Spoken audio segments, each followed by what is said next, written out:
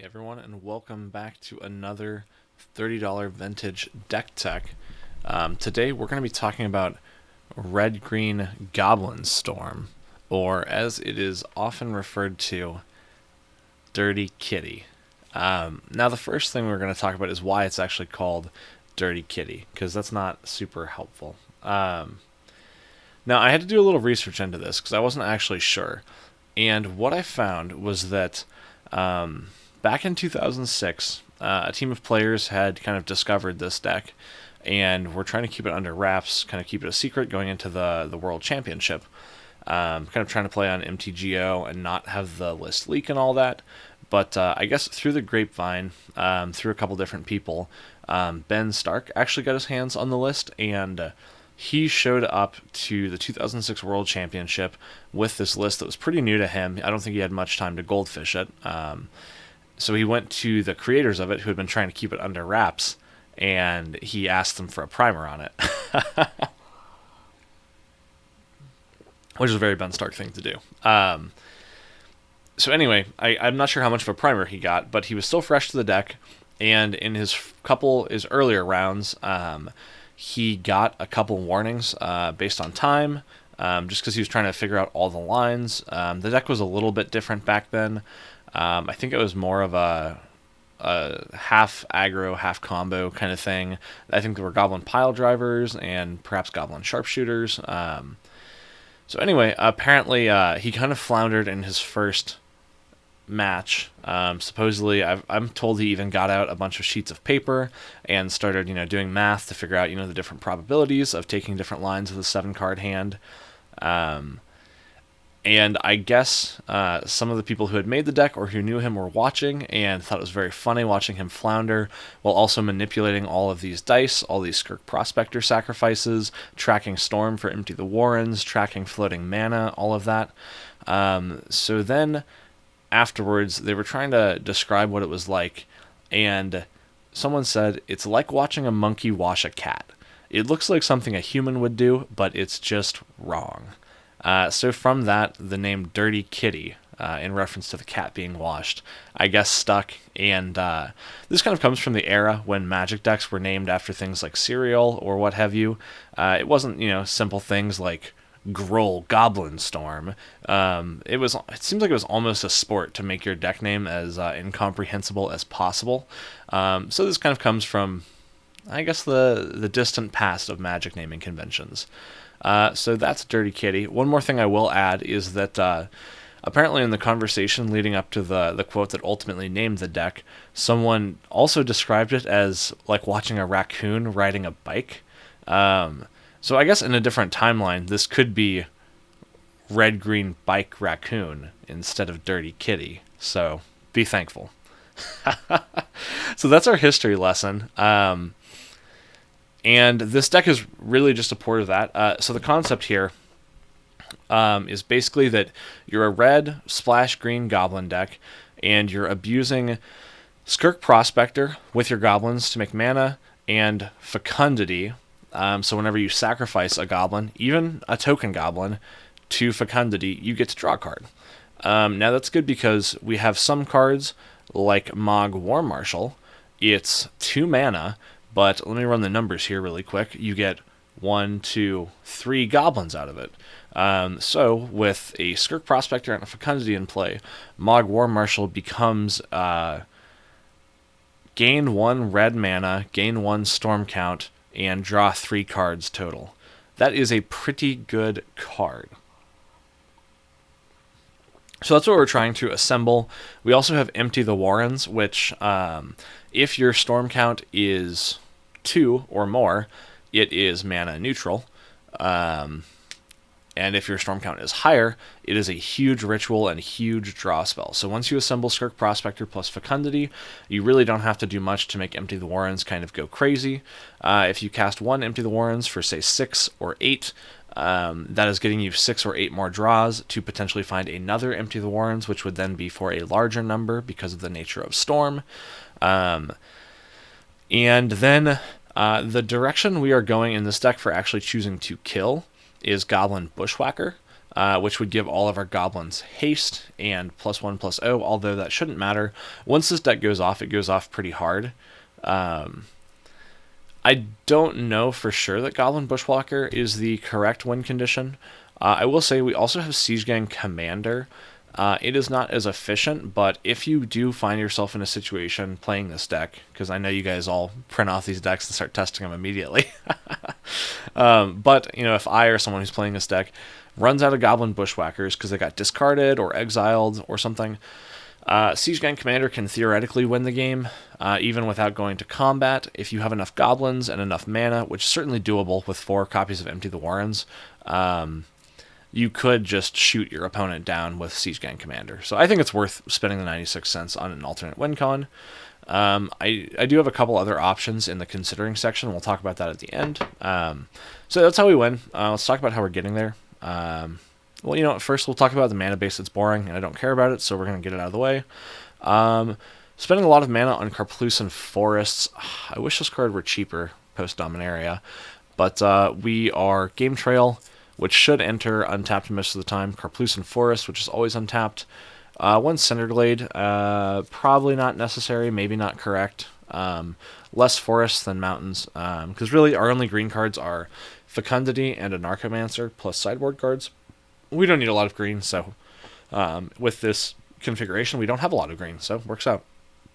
I will say there have been times where I have started kind of comboing off, and I spent all my green mana, and I only had 1 Fecundity down, and then I draw a second Fecundity, and I have ample red mana, but I don't have another green pip to be able to get the second Fecundity into play, which would really lock up the game. I don't know if that maybe means that more green mana should be around, or maybe I should just be a better player. I'm not sure which it is, but keep that in mind if you do play it.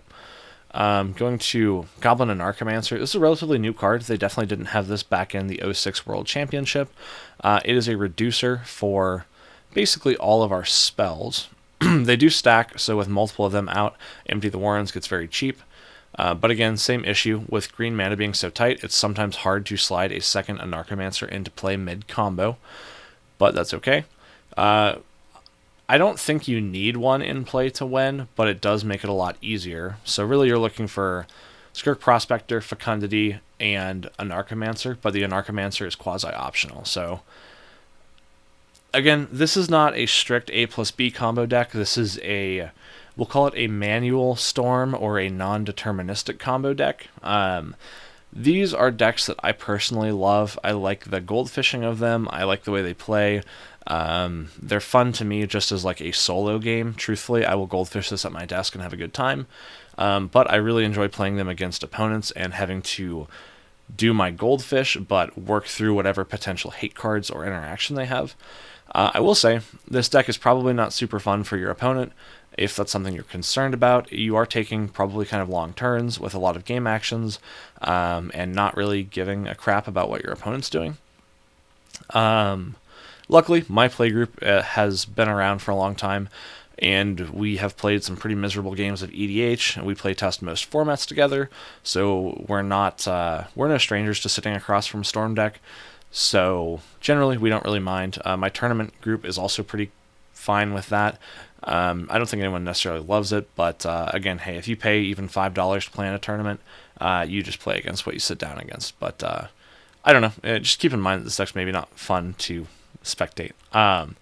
Continuing, we do have a lot of one-ofs in this list. I talked about one-ofs as a tutor target for Sterling Grove in my Troll Worship video, which I'll try to link up there, up one of those directions. Same concept here. We are playing for Goblin Matron, a decent little expenditure of resources, 372 to get them. But this just gets us what we need. The most important thing is that it gets you Skirk Prospector, because we really do need a Skirk Prospector to win the game. And it also gets us 1 Runebelt Hordemaster. This card is really cool and really interesting to me because it kind of functions as a 5th copy of Fecundity that you can tutor with Goblin Matron, because we don't currently have any way to find Fecundity.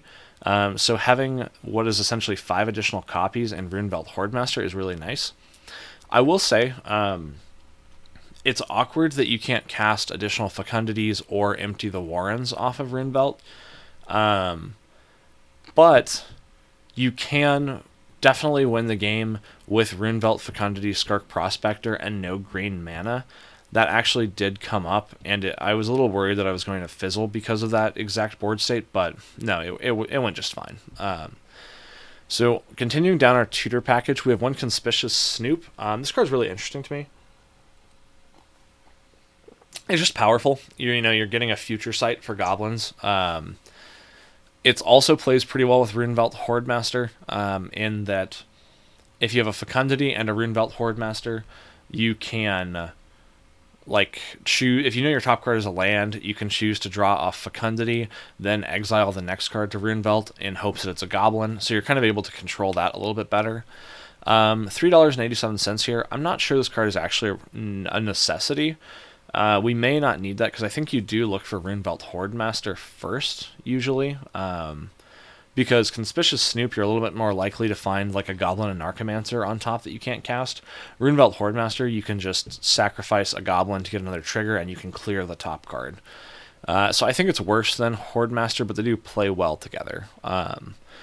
One Crater Maker, I like having this main because it can catch potential artifact hate, but now that I actually think about it, I think Damping Sphere is the only one we'd really be worried about.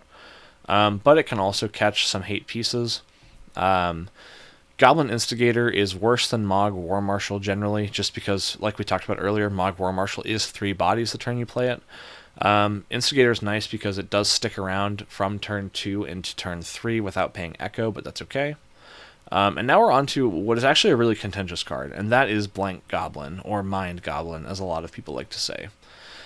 This card is a Seething Song on a Goblin body. But, and this is a huge but, this uses the sticker mechanic.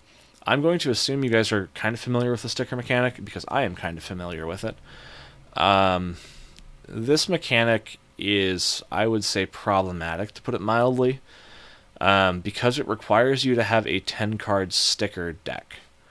And then you move into the question of, how are stickers priced? Should stickers be priced? Because, again, we're a budget format.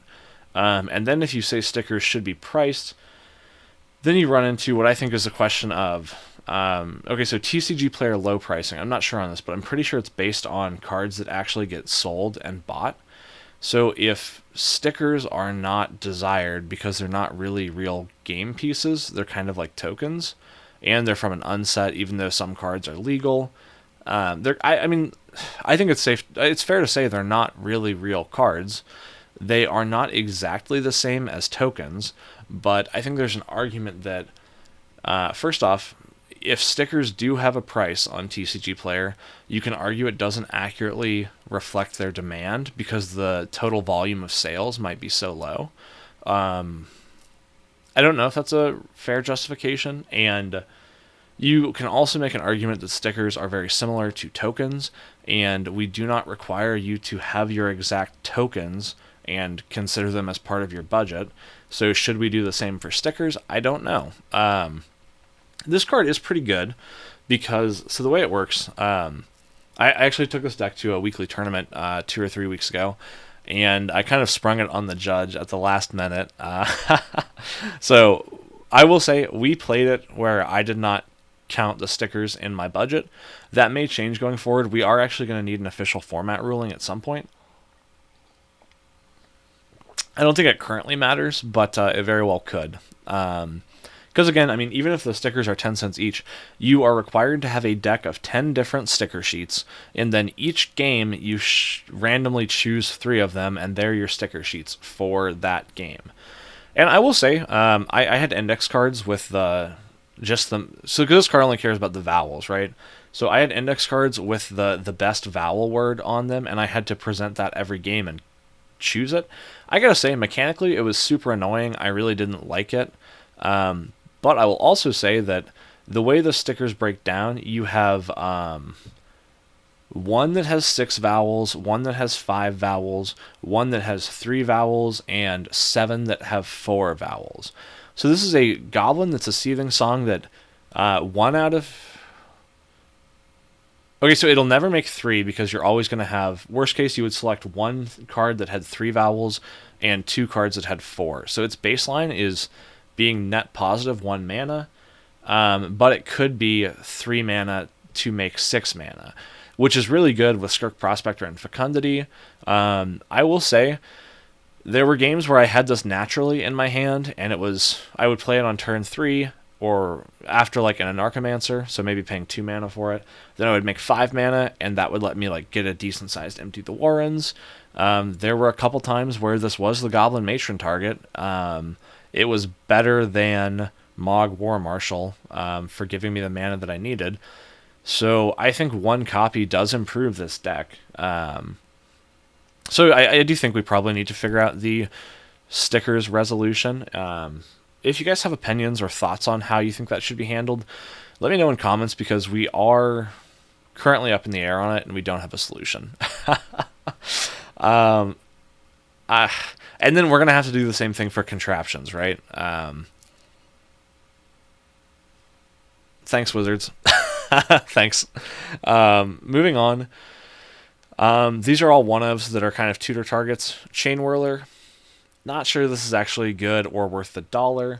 It is hypothetically a powerful card, but again, it's not really stormy. It's not good when we're storming. It's kind of like a fair card. It's probably good against elves, but truthfully, I've not played against an elves list yet. Although I did notice Skullclamp is getting cheaper, so maybe we revisit that. But I don't know if this is necessary. It's probably fine. Trashmaster, this is a big expenditure. I will say, though, there are a lot of artifact decks running around. My buddy Chris actually just put together a Tempered Steel list with the new Steel Seraph is the rare prototype card. It's been pretty good in testing. There's still a lot of like Thopter Sword and Ensoul Artifact running around. Those decks are both good. You can catch them in our first bracket. So, I mean, I think this has uses. Twin Shot Sniper, mostly as a tutor target to be an uncounterable way to clear permanents. The Martyr proc deck that I talk about a lot has recently started playing 2 copies of Kamiya False Hope. It's the white 1-drop that is a Spore Frog effect. You can sacrifice it to Fog. So this would be a way to pop that on instep and then go off on our turn and kill him. And then 1 Siege Gun Commander. It's 4 bodies for 5 mana, which in a Skirk Prospector Fecundity situation is pretty good. And it's also just like kind of a fair way to kill our opponent. Moving into the sideboard, not super interesting. Probably needs to be fleshed out a bit. 4 Rav Traps. I talk about this, you know why it's here. 1 Sting Scourger. This would be a tutor target for potentially a Reanimator or Oath of Druids. We actually do have an Oath of Druids player. I've also been thinking a lot about Gifts Ungiven on Burial Rites. I think that's a really strong strategy. That's like a more controlling Reanimator deck. So Sting Scourger could come in for those. And then we have a Braids and Natural States as a way to answer hate pieces. Which, on the subject of hate pieces, this deck actually isn't very soft to them. Because I think a lot of people play Deafening Silence or Thalia as their storm hate of choice. And we don't really care about those. Losing access to multiple copies of Empty the Warrens when we're storming is a little bit sad, but I don't think we need those to go off. So we're mostly worried about like Damping Sphere, which no one plays, and Rule of Law, which also no one really plays. So I think if you're going to play a storm deck... and also, we do not go through the graveyard. So we're a storm deck that doesn't care about Thalia, Deafening Silence, or Graveyard Hate. And I think that's a really big deal. If you are going to play a storm deck in this format, you have to have a plan for Graveyard Hate and be able to win through it, I think. Because just saying, I'm going to go faster than their Graveyard Hate doesn't seem like a viable option to me. And I think it's good to be teched for the Thalia type thing. So I think this is actually a pretty decent choice of a storm deck. And really quick, we'll talk about some cards I'm considering. So there are 2 additional rituals, Infernal Plunge and Brightstone. You could play these. Brightstone's a little harder to afford. Infernal Plunge might actually be better because it cantrips when you have a Fecundity out. And I guess that would kind of help with the only 4 copies of Skirk Prospector issue. I'm not sure. I think it's fine without it, but I could be convinced that the deck's supposed to play Infernal Plunge. Pashlik Mons, I think, could easily come in, and that would be an easier way to kill without combat damage than Siege Gang Commander, but it is a bit of a budget investment. Then we have Goblin Recruiter, which the more I think about it, the more I think that we should get a Recruiter in here. I think something like cutting the Conspicuous Snoop and perhaps the Trashmaster to get a Goblin Recruiter into the deck is probably really good, because as soon as you have Skirk Prospector plus Fecundity, if you are able to resolve a Goblin Recruiter, you can put all 8 of your War Marshals and Instigators on top, followed by whatever else. And honestly, that should be a win, right? That should be like a pretty deterministic win, because you're making positive mana and drawing cards. Also note that Fecundity is a May, so you're never going to deck yourself with Fecundity. You can always just stop drawing cards. Runevelt Hordemaster is not a May, but if you are in a Skirk Prospector situation, you just sacrifice the Runevelt Hordemaster before you're going to deck yourself. So I think that if I were to play this deck again, I would make Goblin Recruiter fit, because it's probably just insane. So those are my thoughts. Let me know what you guys think about this deck. Would you go for Infernal Plunge? Let me know what you think about our sticky sticker situation, because it doesn't have a clear resolution. I did a little bit of precursor research, and I think I was finding prices like 20 to 40 cents for each sticker card. And you need 10 of them, so that would be an investment of at least $2 just to have access to any card using the sticker mechanic. Again, I'm really not sure how I feel about that. I'm maybe a little bit biased because I did play this deck, but I think this deck is fine without Blank Goblin, so I don't feel like I'm that biased based on it, and I think I kind of don't care how we resolve the sticker situation. But I don't know, I have to revisit sticker cards then. So anyway, thanks for tuning in. Let me know what you guys think about this deck and, how it could be improved.